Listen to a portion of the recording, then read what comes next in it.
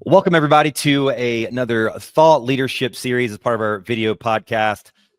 We have our podcast, How Outsourcing and AI Works for Small to Medium Business. And we have a lot of our clients that come on from Outsource Access and others that are engaged in the space. We also kind of, engage in others that are thought leaders in the industries where, we spend a lot of time and support a lot of clients. And one of those is in the franchising space that we started getting into here a number of years ago and started providing some staff, some of our offshore staff in the Philippines into some franchise locations. And I kept getting told, Brad, like there's a big opportunity for you to go down this path. And so started going to a bunch of the conferences. And so now we're working with a bunch of, big brands and at the franchisor and the franchisee level, and got a chance to intersect with folks like Kelly Trim, who's my guest on today. And she and I are going to be kind of, talking on a key topic that's close to her. And she's got a lot of background and experience in the franchising world, as I kind of let share her background with Turtle Hut Marketing, that she's come on as the Chief Growth Officer, and Jim Mitty, who I've got a chance to know well through EO and then through the whole franchise world. So thanks for being with me, Kelly.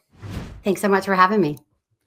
And, the topic we're going to dive in is like how to protect your franchise brand as you are scaling. And there's so many different dimensions to that.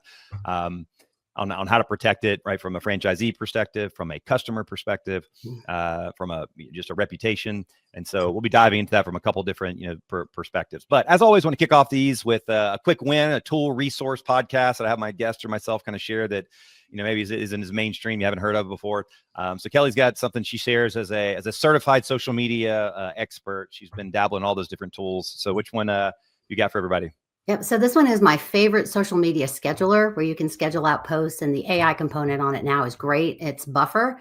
They've been around for a while and they have evolved. So I'm not a paid spokesperson for them, but that is my favorite social scheduling tool. And is there a certain element to it? I mean, because I know there's a ton of great, social platform tools, and a lot of these platforms are trying to like build in social tools. Like we have HubSpot, and now HubSpot's kind of creating their own social posting tool. And sometimes they're good at it, and sometimes they're not, because they just want to kind of get more share of wallet. Is there a certain element that makes Buffer kind of stand out for you? Yes, there is. I really like how it will tell you, based on the data it receives every day, exactly when a great time to post would be. So I want to know, when is my post going to get the most reach? And it's different for every channel. So I can go by channel and schedule it based on, the best time of day to schedule, but also, it's got great reporting. So what are my most, what's my most popular content? What content's really reaching? What's engaging? I can also monitor engagement and respond right there in the app. So while there are other tools that will maybe from your CRM post for you, they're not really bringing those extra, layers that I really like. And I've priced them all. Some of them are thousands of dollars a month, and some of them are a couple hundred a year. So we've done the research, and that's the one I like the best. Awesome. We'll put that in the show notes. And yeah, I mean, there's a pandemic of analysis paralysis when it comes to software for small to medium business these days, because there's so much. Now AI is producing a new product every 2 seconds. So sometimes it's just good to hear someone kind of share one and kind of gives you a good direction to pass. So check that out with Buffer. And what I'll share, it's not as, unknown, it's out there, but Monday.com, any of you that are doing project management, we've, explored, and in our company, we're kind of exploring different ones to step into. And we looked at, ClickUp, and we looked at Asana, and, a bunch of others, and actually polling a bunch of folks in EO, Entrepreneurs Organization I'm a part of. And we ended up choosing Monday, and I could not be more happy. And again, I'm not a paid spokesperson or anything, or have an affiliate thing with them, but, software companies that really take the effort to, optimize the user experience. And sometimes you don't even know why it feels better, but there's just something about like the font colors, the font sizes, like just the way things look and feel. And then they just really have put an effort into the intuition around the user experience, that have thought through all those nuances. And so as a company here at Outsource Access, we've mastered about 150 software applications for companies, because it's one of the biggest sticking points that businesses have, is like the software they use barely gets utilized because it's not user friendly and their staff can't fully utilize it. Really appreciate that. So if you're exploring, project management platforms, and it's very affordable too, would highly recommend Monday.com. Very good product. All right. So now we got a quick win out of the gates there. So we'll jump into our main topic. And, a lot of you out there know me, Brad Stevens, Outsource Access is our company, and I had a chance to, we're 500 employees, 4.5 years, been in business 6 years, providing highly talented staff out of the Philippines, supporting 85 different industries. My focus is small to medium business. We're doing marketing, operations, customer service, sales. And along that journey, started servicing a bunch of, franchise brands at the franchisor level, helping them with everything from, franchisee launch to, helping with, for the food brands, we're helping with, catering and support and running software, to, multi-unit, operations as well, and helping them with all the elements of running a business, right? Marketing, accounting, bookkeeping, social media, graphic design. And so, that's been kind of our space. And I'll talk to kind of the protecting the franchise brand as you're scaling through that lens. So Kelly, kind of give everybody your background. You actually started a little bit of intersection with our industry when you first started, and you've had a lot of experience in the franchise world. So kind of how things led to working with Turtle Hut. Yeah, that reminds me, you and I actually met at a franchise event, the Women's Franchise Network down at Go-To Foods. Remember that? I think it was last year. Yeah. When they were serving Cinnabons and we were trying not to eat the Cinnabons. Yeah, there was no lack of enticement at the Go-To Foods headquarters. Well, the franchise food industry always has a great, networking event because they bring their own brands. But yes, I actually got my start in franchising. So I had twins and I decided to stay home with them until they really got settled in school. So I went back to the workforce and I just wasn't sure what I wanted to do. So I just figured I'll, maybe work part-time for a while. And that's when I was hired by a great franchise consultant, the best franchise consultant in the world, in my opinion, and learned from her. And she helped me grow and mentored me to where I actually ended up doing franchise consulting myself. So my experience, she ended up hiring me from the outsourcing company before you had your company, because I would have worked for you if it had been you. But no, she ended up hiring me full time from that. And I ended up doing some consulting and then going to work for multiple brands, and then in the marketing agency space, supporting franchise brands and software platforms that support franchise brands. So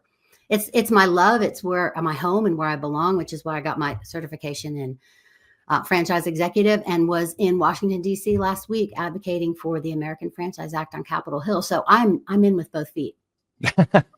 No doubt. Yeah, it makes it on our LinkedIn profile. Those of you that are watching this on video, kind of going through Kelly's background and CFE, and yeah, you can see very, very decorated background in the franchise world. Kind of knows it well, and from different perspectives and different brands that she's worked with, and now landed and working with Turtle Hut. And so I guess everybody share a little bit about what you guys do there, and then we'll kind of dive into kind of the educational topic here on the protecting the brand as they scale. Yeah, and this topic is right spot on for Turtle Hut, because this is really the reason why we exist in the franchise space in terms of our internet marketing offering, which starts with the website as the foundation. So as franchisors launch and start to sell franchises and grow, a lot of times they've sort of thrown together a website. Maybe they have a landing page, maybe a section of it is about their franchise development, but that's about it, because they're really focused on building their franchise, getting their FDD together, selling franchise units, making sure their corporate locations are performing so they can sell more. And then they get to a point where maybe they have 10 or 12, maybe as many as 25 franchises. And all of a sudden they look at their franchise websites and they are a huge mess. They have given up. A messy pile of spaghetti feeling. Yes, exactly. We call the image on their website. I think Turtle Hut is actually going to trademark this term. It's called Spaghettification. So it's when your websites just become a mess because you've lost control, and the franchisees, they want that local feel. And so they just sort of do it. They know their uncle's brother's sister that knows WordPress or something decides to jump in there and start adding all kinds of content, and you have no control. Your brand is completely lost. So while we're talking about that a little bit more today in the social media space, it's true for your entire online presence, that the minute you start to give up too much control, you lose your brand. The other part of that is you have too much control and you don't have that hyper localization. So this is all about achieving a balance. Gotcha. And so, working with all the different brands, Jim's been around for a long time and super well known. And I know at the IFA, Jim, I think it was the highlight of the entire show when he took everybody out on a helicopter, I think, and did a little tour around as kind of a way to kind of celebrate, the top clients and people you guys have worked with there. Yeah. So let's dive in. And I know you're going to be a great, asset, as part of the organization and the education side, which I know you're a big fan of, and myself as well. So when we talk about protecting, your franchise brand as you scale, there's so many different dimensions to that. So I know you've got kind of 3 or 4 key elements specifically from an advisory standpoint that you'd share with our audience here. Yeah. So when you start to grow and scale your franchise organization, you've got, dozens, sometimes if you're successful, hundreds of units, thousands of franchisees, and, kind of managing all of that, the digital presence of all of that can be really time consuming. So you do want to try to strike a balance. In franchising, we say it's the perfect balance of entrepreneurship in business for yourself, but not by yourself, right? There's that partnership there. That partnership needs to continue in the marketing space. Some franchisors are very buttoned up and they want to give you all of the material and you only use theirs. Some are a little bit loosey-goosey. It's about achieving the right mix of local content and corporate content while preserving the brand. So if you're juggling lots of different franchisees and lots of different markets, it can become overwhelming very quickly if you don't get a handle on it. Yes, and so what have you seen as far as how some of these brands, when you talk about, their social, presence? I mean, the website is one, one component to kind of speak to, and sort of what ends up being some of the messes that they run into, right, in terms of maintaining continuity with franchisees. Is it being able to kind of keep the, the location, details updated as new locations are coming on board? Is it maintaining, SEO? Like, what are the dimensions of the website that tend to get spaghettified? Yeah, this is actually a place where I've got 3 words for you on this, and it's called centralized asset management. So the franchisor needs to be super organized about how they have their assets organized for the franchisee to be able to access. So that starts with brand standards, what you can and can't do with the logo, the messaging, the wording you need to use. That all needs to be very clearly defined and stored in a place, whether you use the Google's platform or Microsoft, whatever you use, you have to store that in a place where the franchisees can get to it and use it. So you may have your franchisor be creating social media posts and website content, but you also want the franchisee or the representative for the franchisee to be able to use that as it works in their local market, and then also pepper in the local optimization for not just their website, but their social media. So it's always protecting the brand while still being able to do what's great in your local market. I'll tell you, if you got time, a real quick story about that. Yeah.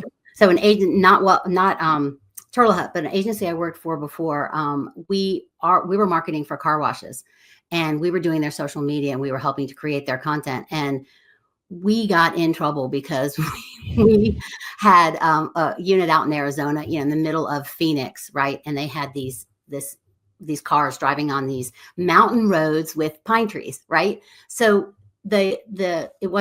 there's just a communication failure there, but this happens a lot, right? You want to make sure that what is put out on your website and social media relates to the area that you're in. In Georgia, right? We don't use orange in anything for our social media. It's red and black. So you've got to just pay attention. And I think that's where having some help to do that at the local franchisee level is really important, because there's somebody assigned to pay attention to those things for you. Franchise owners don't have time to go to that level. Yeah, and with so many different elements that can be, used digitally, it can end up going very rogue, very quickly.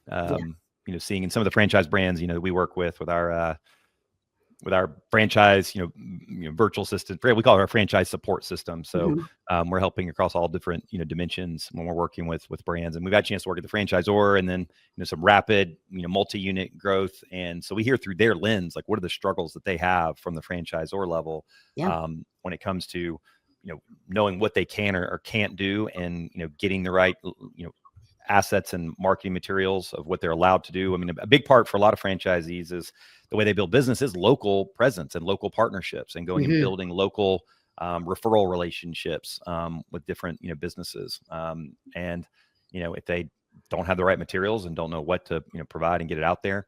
And even if it's on brand, right, is one element, but then also just having the right kind of content that they need. And there's one brand we were working with that just, they were ready to roll. We helped them data scrape a whole list of like local referral partners to drive business in. But we could never get the approved corporate thing that they were okay with to get in the hands, so they could go out and, give them to these, referral relationships. And so by having those centralized asset management, CAM, sounds like a good acronym. Hey, there you go. That, it's making sure that it's standardized and consistent, but then also that you can just, produce at scale, and having a partner, you can get the right assets you need for your franchisees to be able to do what they need to do to market the business, to get customers in the door. That's exactly right. Yeah. And so, it's, and this is, I mean, it's what any business, I mean, being a 25-year entrepreneur and building and growing companies, myself and, with what we see on the cross section of our business, it's not just, this isn't isolated to just the franchise world. Any business that doesn't even have franchisees struggles with this. Imagine when you've got, a distributed organization. Yes. Well, let's turn to on the social media side, which I know is a big element that is huge, obviously. I mean, having the Facebook page, the Instagram page, right? All those channels established and present for franchisees, because it's a huge part of how they drive business. And then again, another big franchise organization that's, I mean, close to 1,000 locations now. I just heard recently a whole earful from a franchisee that's just like, we are not getting the local social media support, right? And the ones that they're who's driving, their competitors are driving in the business.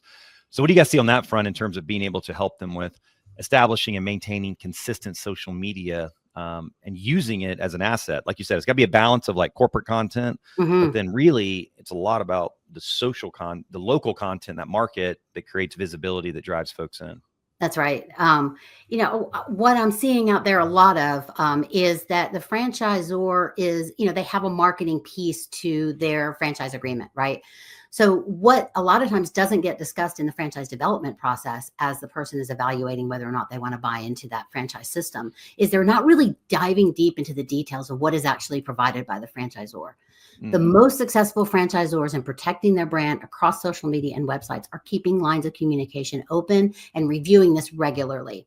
So as a franchisee, there's a lot up front, right? You're getting onboarded, you're setting up all your social channels. The franchisor is usually helping with that. But then after a certain amount of time, the big grand opening happens, and now it's time to really get customers. And sometimes the franchisee then starts to feel a little bit on their own. So it's important to keep those things rolling, to keep the communication open between the corporate headquarters and the franchisee.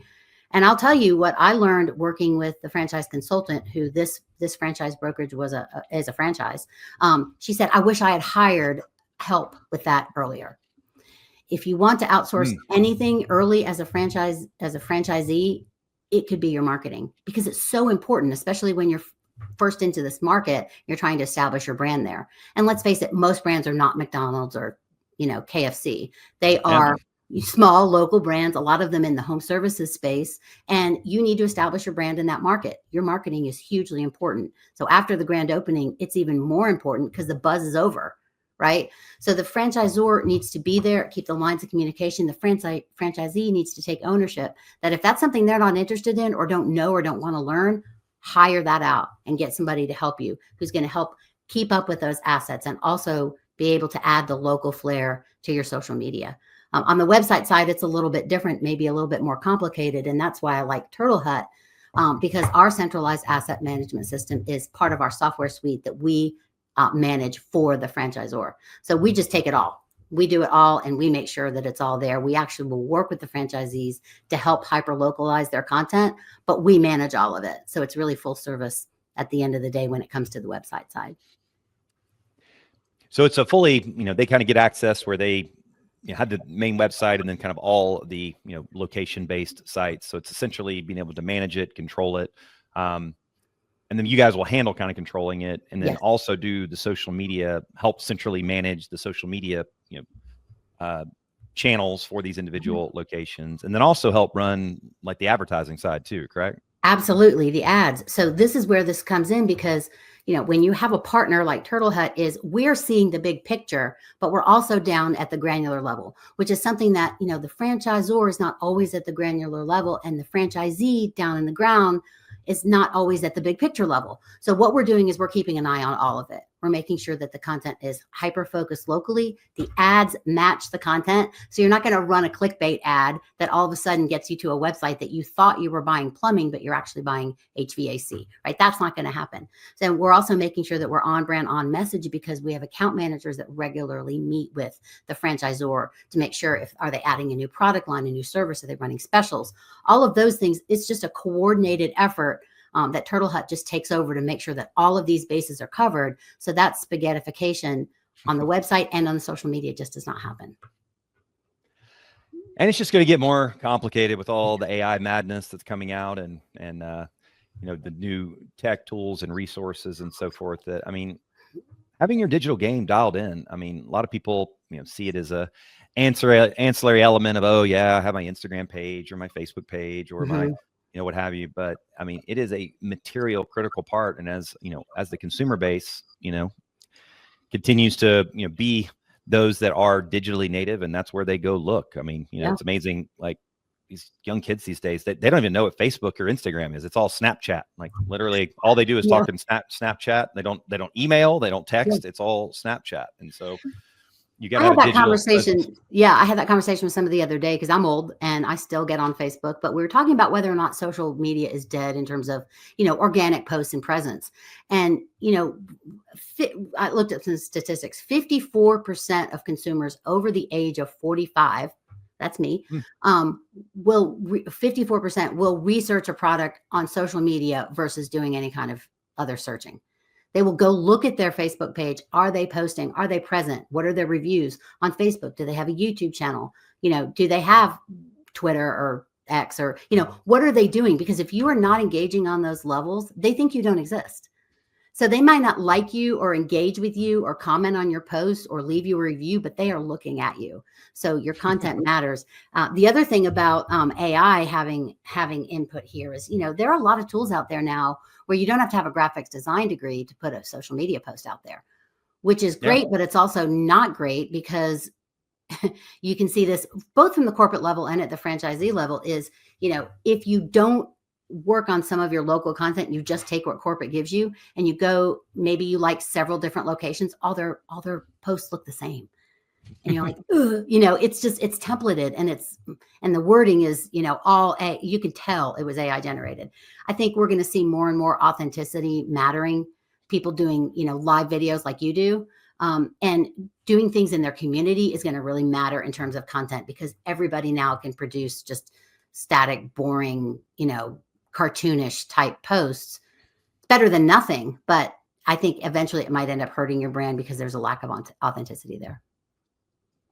Could not agree more. And I think that's the word I keep hearing and repeating myself over and over again is authenticity. I mean, in the light of all the AI stuff that's coming out, it's leaving a lot of consumers just, not sure what to engage or what to pursue. I know especially business owners buying products and services. I mean, they're just getting crushed with every bot imaginable that's calling or sending a text or scraping my LinkedIn account and sending me this seemingly authentic message like they actually read my company profile and background and, Mr. Stevens, great job on all these 8 awards you won at Outsource Access and so forth. Like we're all programmed now that like there's nobody that actually did that, right? In terms of, so I think we're going to go back to more than ever, right? It's going to be. And John Senay, I did this entrepreneur master's program with EO, and he was, and I can't recommend enough. John Sanei is rated one of the top futurists, but he's also not like all over the place. Like, I mean, he's not woo woo. He's very practical. And he talked about, I follow him on Instagram and so forth. John Senay will put his link in here, but he's incredible, very, very realist. And he talks about, he did a 3-hour like workshop for us at EMP and talked about like, I mean, our unique personalities are going to be the last frontier, right? And he talks about the evolution of like humankind. And then we went from, I mean, our physical labor capabilities got replaced by, equipment, machines and everything from, the wheel to the wheelbarrow and so forth. And then, ultimately our competency and thinking ability is going to be slowly replaced in these different elements. But your unique personality, and I think, with a 9-year-old and a 5-year-old and trying to figure out what in the world their careers are going to look like is I think, it's going to be who has a unique personality and leveraging what's unique about you. And, there will be a percentage of the population that resonates and connects with that. And those end up becoming, where you end up, creating a career, probably kind of longer term. As it comes to like franchise, I always like to reference this example of authenticity is, we all remember Dave Thomas, right? Back in the day for Wendy's, right? And so, I mean, they were way ahead of the curve on this. I don't know if they knew what they were doing in terms of Dave Thomas being an influencer, but like, it's the essence of authenticity, right? When everybody else is trying to compete on brand of buying, Arby's or buying, Burger King or whatever, right? They rolled out with old grandpa Dave Thomas, right? With gray hair. I mean, I still picture it now, the white shirt, the blue apron, the gray hair. Yeah. Short sleeve white shirt. Get it right, exactly. Brad. So, I mean, it's so how visceral, right? But it's like how we connect with people. And so when you bought a Wendy's, like when you're driving down and making your decision, like who pops in your head? Like, old trusty grandpa Dave Thomas with the old fashioned, hamburger, like that's who you bought from. You didn't buy from the red Wendy's, corporate logo. Right. And so I think that's exemplary of like where we're heading these days. And overall, when you look at like the LinkedIn algorithms, I mean, they're suppressing corporate brands and corporate pages. Like, I mean, who follows the General Mills Facebook page? Like, Nobody. it always cracks me up when I'm looking at cereal boxes, or, you know, who follows the Coca-Cola like Instagram page? Like nobody, right? I mean, No. there's followers, probably a lot of their employees, but it's, you know, the people, you know, associated, you know, with it. So It is. brands have certainly got to figure out how to help their local franchisees, you know, really weaponize local social media in a way to build their local presence and local visibility. I've got this local turf care company, actually trying to connect you guys to chat with. It's they're growing like crazy. They're not a franchise. They're looking at it, but they are in 3 states. They got about 4,000 customers, and they provide, you know, chemical treatments, you know, on yards called Yardsy. And we were talking, you know, brainstorming, and the traditional way that most people in that space get customers is like, you know, direct mail cards and Valpak and whatever else. Street signs. Yeah. Go get some of your technicians that got kind of some personality to them, that are out there spraying yards, and like empower them to, like, the next time they go spray a yard, say, hey, John here at the Yardsy, you know, just took care of this like brown patch of like, you know, fungicide here at this local, you know, so forth. And it's a tough one, but, you know, we made it happen here at Yardsy, right? John on Instagram doing that, right, is who my wife, who sits on Instagram, right, for an hour each night before we go to bed, that's who she's going to buy from, not like the card that came in from Valpak, who's offering 50% off chemical treatments. So, you know, empowering franchisees to be able to get their, you know, to be able to leverage their social media and their website content in the right kind of way. So, and it's tough and it's complicated. So what you guys do, being able to provide, you know, a centralized controlled process, it kind of makes it a lot easier. So, yes. Well, awesome. Well, thanks so much for coming. And, you know, on our side, I mean, looking at the same topic of protecting your franchise brand, I'm actually going to speak at the Franchise Business Review Conference, which I can't say enough about. It's the only conference that like actually brings together all the operational, you know, members of franchise brands, you know, the field coaches and all of that. And so speaking out there and preparing my slides, you know, for it, and speaking on the topic of, you know, protecting your brand and how to support like multi-units, especially like multi-units that are growing and rapidly, you know, scaling. How do you empower them to be successful with your brand? And certainly through the lens of, you know, virtual assistants and offshoring, and what we're doing is seeing, you know, as they're scaling, it's making sure that those locations are getting launched successfully, making sure that they're getting things implemented. Because a lot of times, you know, you sell the brand and then, you know, they get the 3-ring binder, or, you know, the Google Drive link that's got a whole bunch of, there's one brand I said, I just want to come sit with you and see what it was like. They just bought 11 locations. And I said, like, what is this, your experience? And like, they showed me a Google Drive link that they got with like 1,000 like Google Docs and PDFs in there, not necessarily organized by function or what have you. And that's what they were supposed to now use to like go and like be successful. And I'm a pretty seasoned entrepreneur. And if I was given that, I mean, fortunately, I've got a zillion VAs that I can go in to like sort all that stuff out. Sure. But it's empowering them to be successful. And so that's one of the areas we found a lot that we're helping in that process is, you know, we're training staff in the Philippines. We have dedicated teams for certain brands that learn their whole launch protocol. So like whenever a franchise is going to launch a location, right, you know, our staff will help support them, not just call them once a week and say, hey, are you doing on that 300, you know, point checklist? Right. They'll actually execute some of the functions. And I know a lot in this space, it's about, well, you got to make the franchisee own the entire experience and they got to do it. Well, these people have never done this before. A lot of them, you know, they're just getting things out of the ground. It's okay to give them some support. And so we're actually, you know, creating an opportunity for, you know, staff that can actually execute some of the things. Like for these guys, they were helping coordinate, you know, with the architect and the designs, ordering artwork for the walls. You know, they're still doing a ton of work themselves, but our staff kind of helped learn the whole launch playbook. And so side by side, got them launched faster. And what does that mean? That means more revenue for everybody. That means the, you know, franchisors getting their royalties faster, the franchisees making their revenue, but more importantly, their reputation is good because now other franchisees want to come to a brand that's getting them out the door and launched, you know, faster and more efficiently. Yeah, that's a friend dev tactic right there. I mean, how many do you have open, right? How many are happy and willing to talk to us? People ask me, what's the best way to sell franchises? Have happy franchisees. That's just it, right? But I will tell you, one of the things that was surprising when you and I first got to, you know, to know each other was what level of, you know, outsource admins you have. Like if you're a franchisee and you're trying to figure out how to handle all these things, especially as you're trying to get open and continue to market and grow your local business, get with Brad and find somebody who can help you with your marketing, even if they're just coordinating it, right? coordinating your marketing is huge, a huge asset. So I think people often think of admins, but think about marketing admins when you're thinking about outsourcing. No, I appreciate it. Yeah, it's look, and Yeah. I'm an advocate for this journey, and obviously we're happy to help people, but I just encourage everybody, like, this is where everything is going. And any small to medium business that isn't embracing the whole global offshore economy and understanding how to use AI and how to bring this world together. And that's why I launched my whole, podcast, like how outsourcing and AI works for small to medium business. Because a lot of people know all this stuff exists. They just don't know, well, how does this actually work? What Right. can they actually do? And that's the thing that blew my mind when I went down this journey with my very first staff in the Philippines. And first of all, I mean, it's completely Americanized culture, English speaking. So you don't have the culture gap, which a lot of people don't realize. I mean, our staff are working side by side with companies in the US. And I mean, it's seamless. Like, they would never know. They feel like they're a part of their teams, but obviously far more cost effective, but no compromise in competency and ability. I mean, the level of competency, like for that turf care business, and they got 3 staff with us. And I mean, one of our staff is doing all their routing. So anybody here that's in the franchise and home and commercial services space that's using things like Field Routes or House Call Pro or what have you, one of our staff in the Philippines is handling all the routing for Field Routes with their software for 1,000 treatments per week. That was being fractionally done by their existing, location managers. Now they took that off their plates. So now that they can focus on employee engagement and managing the location, they're not having to halfway figure out this software to route their technicians. And another one of our staff, Christine, I mean, she sold $100,000 in turf care upsales in the first 3 months. People don't believe that. Like, you're someone from the Philippines can sell. Yeah, she's calling individual residential customers. Yeah, because you've trained her on the process, right? She understands the process. And the other thing is, people worry about the hours, right? And I've been working with your staff over the last couple of weeks.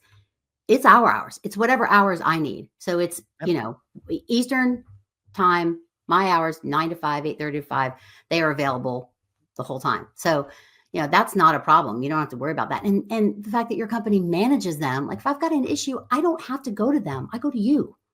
Right. So I don't know. It just makes a whole lot of sense to me. So I just want to say that I appreciate it. And I appreciate that you are in the marketing space, because I feel like there's a lot of small businesses out there that don't do the marketing they need to do because of a lot of different reasons. And if they just outsource it, they would find so much more business, just like your lawn care company.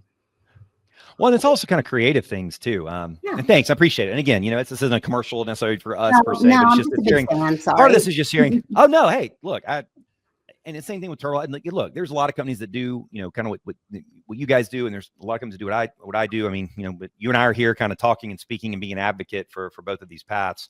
And so, whatever journey you end up taking, it's just encouraging people to go down this path, that it's critical that you do centralized asset management and you control that, however you do that, whether it's internally or using, a company. And where we are is just advocating, like, just the competency and ability of these offshore staff and what they can do is tremendous. And when you go to look for a company, if you do go down that path, it is looking for one that's fully incorporated. Are they hiring people as full-time employees? Do they document all your processes for you? Are they fully managed, right? Or are they kind of out, on an island sort of by themselves? Because that's when it gets a bad rap for people that have gone down this space, just like, in the digital marketing space and the website space, like you guys, right? It can kind of get a little commoditized, but, in our space, it gets a bad rap when, people have gone down this and the person just disappears or they can't do what they claim they do. But that's why fully managing them kind of makes a big difference in kind of helping them be trained and supported in the, in the journey that they're taking. So it's kind of where everything is heading ultimately. And, we're happy to be a part of the, the process, and looking forward to working with some other brands. And it's been fun to do, kind of the food and the non-food side, kind of seeing where the opportunities and a lot of the software too, we're finding, just like you guys know, in the digital space, like Restaurant 365, which is a big software application for the food space. Like, we kind of run that for some of these franchise brands. They're catering, and catering is such a big place, especially, and also ways to leverage in digital. Yeah. Like, it's money that drops to the bottom line, right? I mean, you can get catering business and just so many brands and do not leverage it at all. And that's one of the things is we'll have data scrape like all the event planners in the area and then do outreach, to them.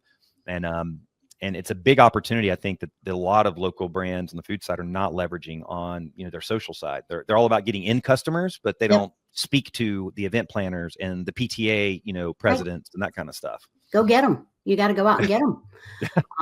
So thinking about the AI thing real quick again. So it's authentic imagination over artificial intelligence. That's my new theme. Oh, I like it. Authentic imagination. I think people like dealing with people. They buy from people. You're going to go out to the PTA and talk to them about your business. And hey, by the way, we cater.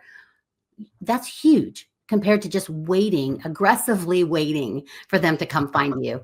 That doesn't work. Not in today's day and age. There's too much noise out there. No, it's about authentically staying what I call on the nurture wheel. When I speak on this, I have like the slide where I have 2 wheels on it. And one wheel is the nurture wheel, right? And it's just the authentically being able to earn the right to be in people's channels, right? Whether it's their email, whether it's their Instagram feed, whether it's their LinkedIn feed, whether it's, direct mail potentially, but you're earning the right to be in their channels. And the other wheel is the life and business events wheel, right? And there will be a life and business event where you'll have the opportunity to intersect. And the intersection is where dollars happen if you've earned the right to do that. And I mean, all the time, like we just landed a big national brand from a LinkedIn Live event that I did, right? And this person didn't know me. They just, happened to see a LinkedIn Live that we did showcasing what we did in home and commercial services. And before I know it, one of the executives direct messages me on LinkedIn because I earned the right. And this guy had been seeing my stuff for a while. I don't know how many pieces he saw, but ultimately it was the trigger point that intersected. They had a major internal project that needed sort of what we provide. And we happened to be there at that intersection. But you've got to be able to produce and do it consistently, right? You can't do random acts of social, right? Or random acts of AI is kind of what a lot of people are, doing the process. So that's so true. Awesome, Kelly. It's been fantastic to jam, and anybody that's going down this path as a franchise brand, whether you're an emerging brand or even become more established, and you're feeling the wheels kind of rattle a little bit as you're kind of the race cars, speeding up. Definitely connect with our folks at Turtle Hut and Jim, and you'll see them. And Kelly, I think, what's the next conference you guys are heading to? We're going to go to FLDC early October. I think it's when it's a Franchise Development Leadership Conference. But that's probably right when you're speaking in Houston. But then there's the Emerging Franchisor Conference in Nashville in November. So we're everywhere. I mean, we were on Capitol Hill. We'll be at IFA again next February. So you can find us. We're not hard to find. Well, check them out, turtlehut.com, and Kelly, can connect with her on LinkedIn. We'll drop all that in the show notes. And in our world here at Outsource Access, we remember IFA as well. And we'll be, like I said, I'll be at the FBR conference. It'll be coming up here. In our whole franchise virtual assistance model and franchise, support system, we'll send a link on our website page. You can kind of see a tour we've given to some of the brands that we work with, Dreamland Barbecue and District Taco and some other big commercial, home services brands as well. And actually some interviews I did actually at our offices when I was in the Philippines last with some of our staff, and we'll send you one of our brochures. So if you drop, send an email to tools@outsourceaccess.com, tools with an S at outsourceaccess.com, and just put franchise in the subject line. If you listen to this, you don't have to send a message, just drop that to us and we'll send a bunch of resources your way, including this 2-question exercise, which has been one of our favorites. So it's got over 700 tasks that we've done with over 4 million hours of work in the last 6 years, organized by marketing, operations, sales, customer service, that you can go through this and it'll just be a great brainstorming exercise, for you to kind of think about the types of things that offshore talent can do. When people go through this list, they're like, oh, I had no idea that these are the types of things.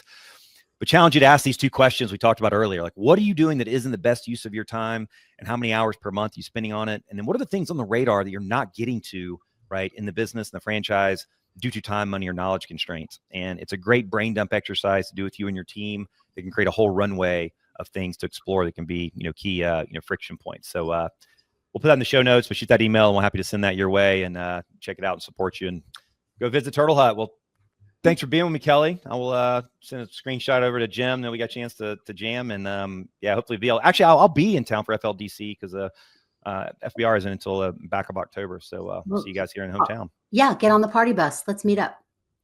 Oh, nice. Helicopter to party bus. That's the next one. It'd be awesome. Riding through Buckhead. All right. Thanks a lot, Brad. Hey, Kelly. Take care. Okay, bye.